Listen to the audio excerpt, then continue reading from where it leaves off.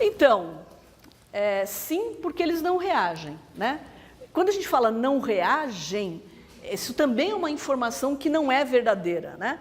Eles são menos reativos que as outras substâncias. Mas quando a gente vem aqui para a parte mais de baixo da tabela periódica, esses elementos, né, que são um pouquinho maiores, eles formam sim substâncias. Por exemplo, são conhecidas isoladas, né? Tetrafluoreto de xenônio, por exemplo, né? Então, existem, mas nesse caso, que são substâncias atômicas, sim. O argônio, por exemplo, né? O argônio é uma substância atômica. Mas lembra, né? O elemento é o tipo de átomo, não é a substância.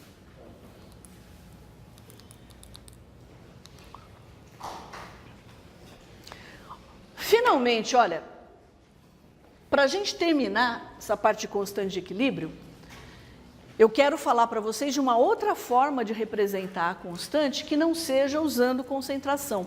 Numa reação como essa aqui, eu posso escrever essa constante de equilíbrio em termos de concentrações em quantidade de matéria, que é o mais comum.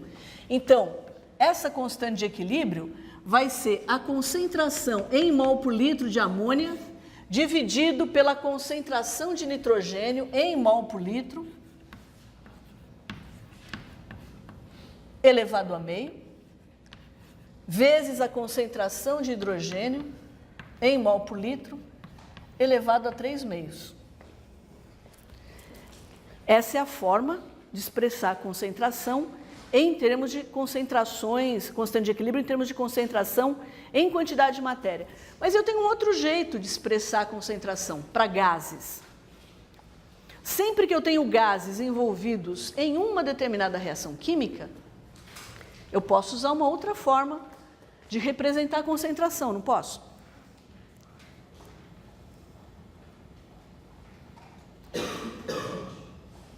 Obrigada. Já estava me sentindo isolada no universo. Que é qual?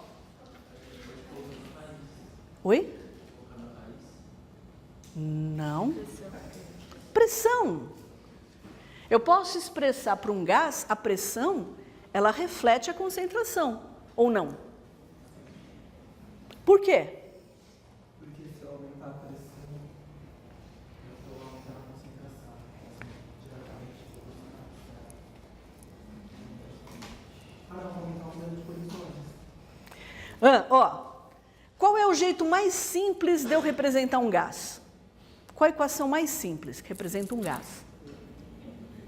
Equação dos gases ideais, PV igual a nRT.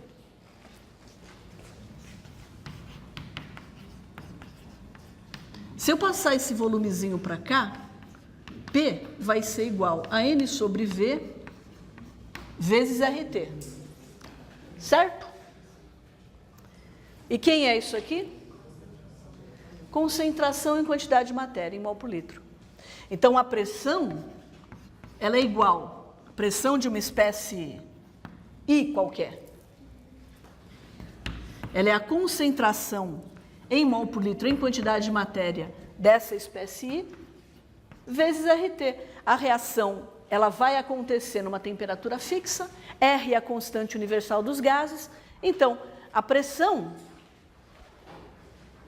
esse PI aqui quer dizer pressão parcial, né? Dessa espécie I, é igual à concentração em mol por litro da espécie I vezes RT. Tá certo? Proporcionais. Agora, percebe? Kc até pode ser numericamente igual à constante expressa em pressão, mas conceitualmente são diferentes, porque tem um termo RT envolvido.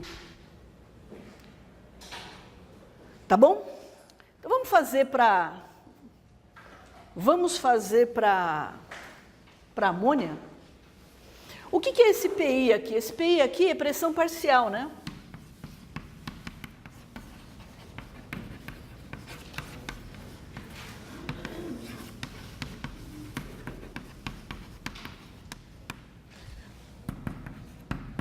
Pressão parcial da espécie I. O que é pressão parcial?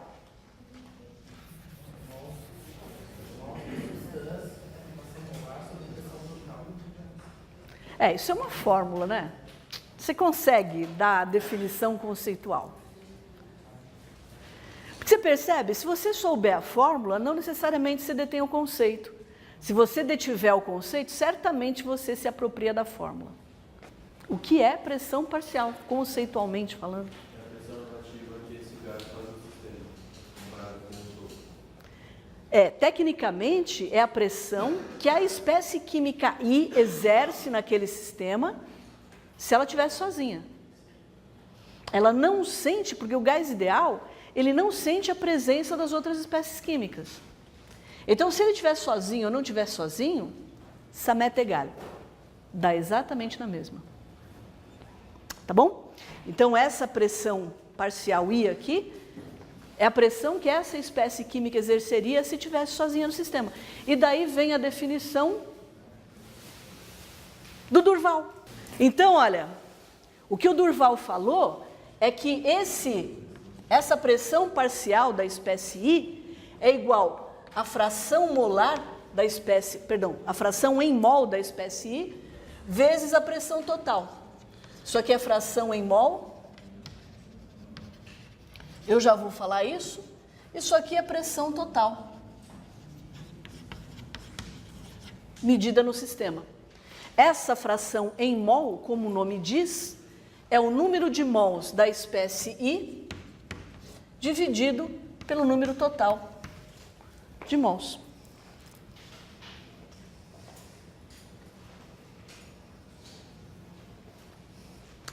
Isso tem um nome, né? Como é que é o nome dessa lei aqui? Lei das pressões parciais de...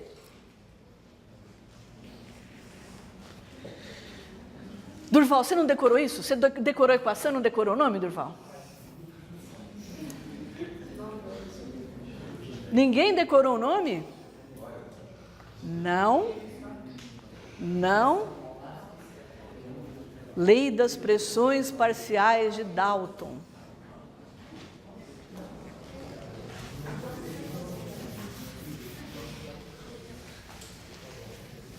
Vamos fazer para amônia?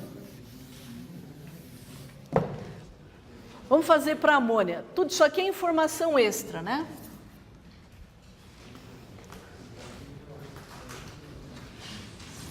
Aliás, fração em mol é uma outra forma de expressar a concentração, não é? Eu acabei falando disso também, porque vocês usaram no laboratório a concentração em quantidade de matéria, que é mol por litro, concentração em porcentagem em massa, em porcentagem em volume, e o que falta a gente formalizar, porque é só fazer a definição, né? Não tem... Se vocês entendem o que é uma solução, é só fazer a formalização. Falta a gente definir o que é osmolaridade, falta a gente definir a concentração em termos de fração em mol, falta a gente definir partes por milhão, partes por bilhão, partes por trilhão, que são análogos à composição percentual, né? Qual a diferença? A composição em termos de porcentagem é partes por 100. Na partes por milhão é partes em 1 milhão de partes, e não em 100 partes, e assim por diante. Então é muito simples. Agora, vamos fazer isso aqui. Eu não quero mais representar a minha constante de equilíbrio em termos de concentrações, né? Eu quero expressar concentrações em mol por litro. Eu quero expressar em termos de pressões parciais. Então, o que eu vou fazer é o seguinte. Vamos fazer no caso da amônia. O Kp, já que existe uma relação, né, direta entre a pressão parcial e a concentração em mol por litro, tudo o que eu falei para a concentração em mol por litro se aplica à pressão parcial, tá? Então, o Kp, ele é definido como a pressão parcial de amônia elevado ao coeficiente estequiométrico da amônia, que é 1, dividido pela pressão parcial do nitrogênio,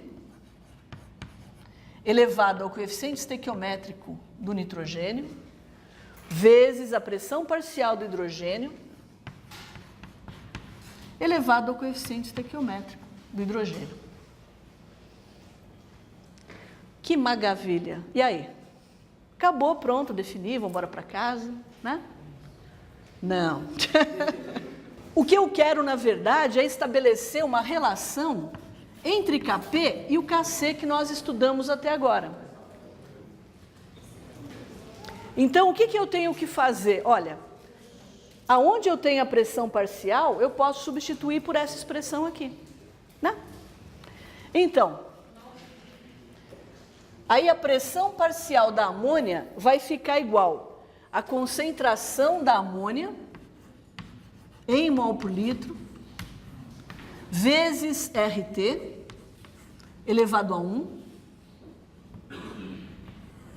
dividido pela concentração de nitrogênio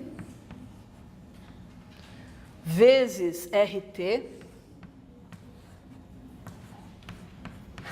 elevado a meio vezes a concentração de hidrogênio vezes RT elevado a 3 meios. Olha que legal, tem uma parte aí que a gente já pode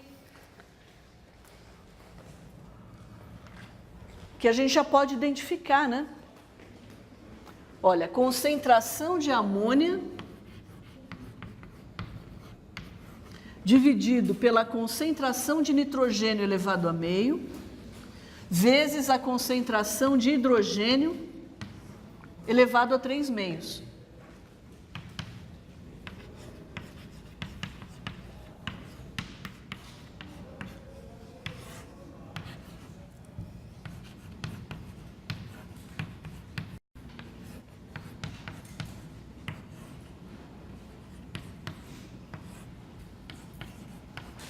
E esse RT aqui, eu tenho RT elevado a meio, vezes RT elevado a 3 meios, dá RT elevado a quanto? 2.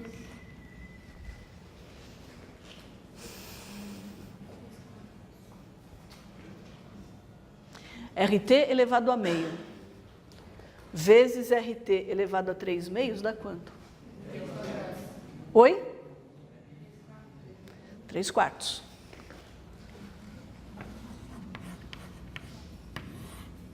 Certo?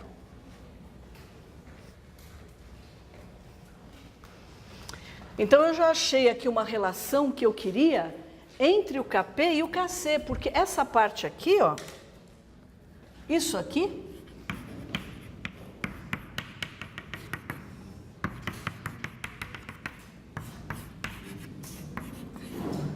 é o Kc, não é? O Kp, perdão. O Kp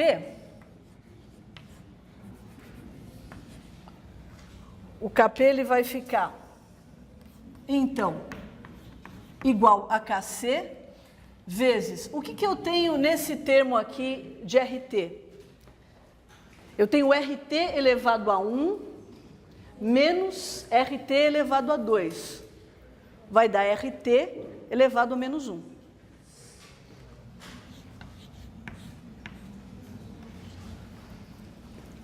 É 1 da somatória dos coeficientes estequiométricos daqui de cima, menos esse que vem da somatória dos coeficientes estequiométricos dos produtos.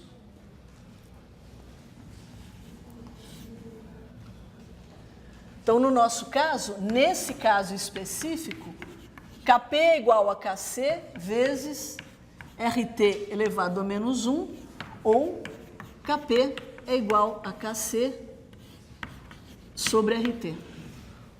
Eu posso fazer uma generalização, né? Esse termo aqui, olha, é a somatória dos coeficientes estequiométricos dos produtos. Aqui eu só tenho um. Mas aqui embaixo eu tenho a somatória dos coeficientes estequiométricos dos reagentes. Tá certo?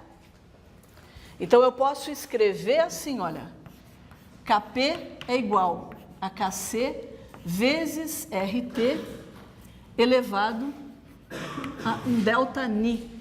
Eu uso essa letra grega feia porque é o que vocês vão encontrar na maioria dos livros. Podia ser um ΔX, podia ser um ΔY. Esse ΔNi é quem?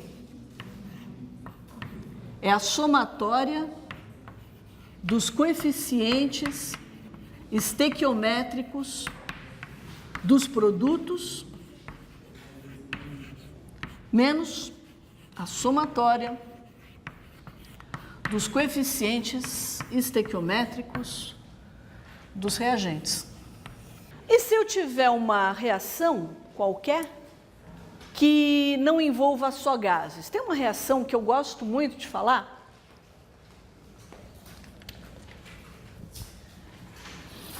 que é a calcinação de carbonato de cálcio. Isso aqui é um sólido, né? Sólidos iônicos, compostos iônicos, perdão, à temperatura ambiente, geralmente são sólidos. Existem algumas exceções, né, que vocês, quando nós estivermos discutindo ligação iônica, vocês vão entender por quê. Mas existem compostos iônicos cuja ligação entre cátions e ânions é tão fraca que eles são líquidos à temperatura ambiente.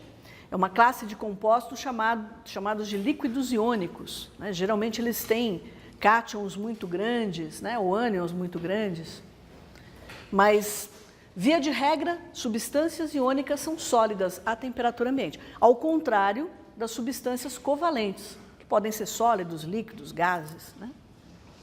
Então, isso aqui é um sólido. Se eu calcinar isso aqui, aquecer numa temperatura muito alta, eu vou formar óxido de cálcio,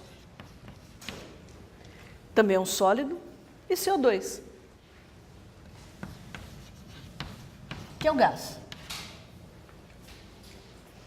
Se eu for escrever essa reação aqui, em termos de Kc, como é que eu escrevo? Concentração de CO2. Porque sólido puro não entra na equação de equilíbrio. Mesmo não sendo equilíbrio aqui, né? Se eu tiver que escrever essa equação, tiver que definir um Kp para ela, qual vai ser? Pressão do CO2. Pressão parcial do CO2. Por que eu gosto de falar dessa reação, né? Na década de 60, 50, 60, principalmente, o cal, aquele óxido de cálcio ali, é a famosa cal, né? Óxido de cálcio é o que o pessoal chama de cal viva. Tem a cal extinta. Se você coloca esse óxido de cálcio em água, você vai produzir duas coisas.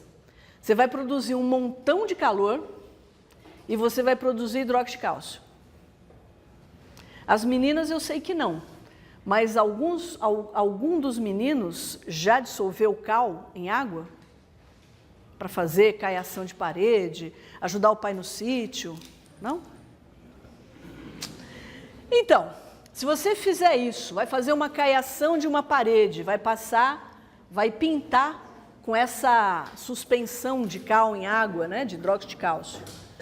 Se você prepara essa mistura de cal com água num recipiente de plástico, o calor gerado é tão grande que vocês podem derreter o balde ou o pote de plástico que vocês vão usar. Há uma é uma reação muito exotérmica, libera muito calor.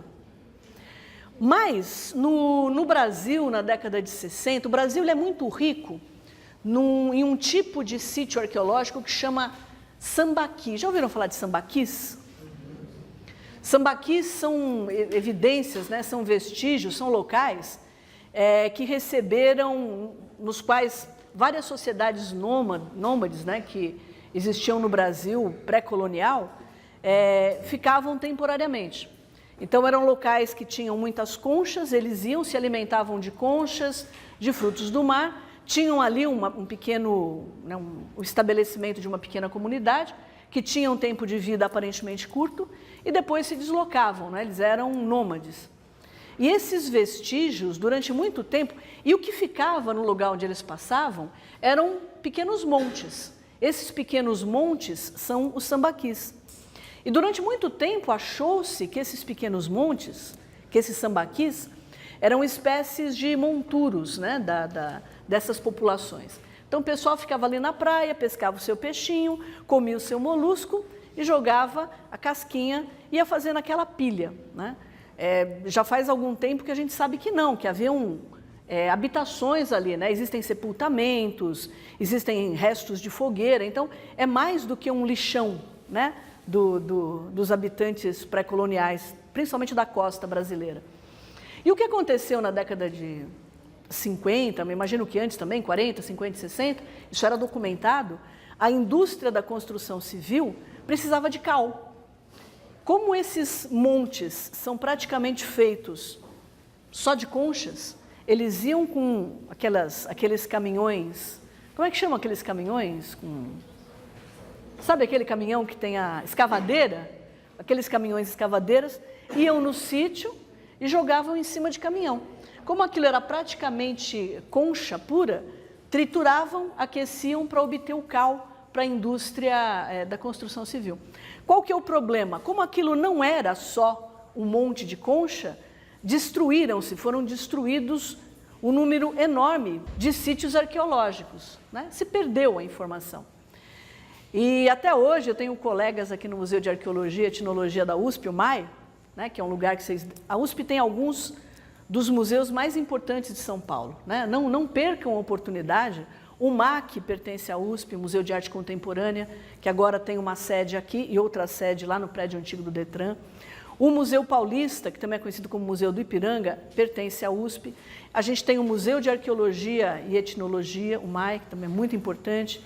E vários outros, como o Museu de História Natural, que também pertence à USP.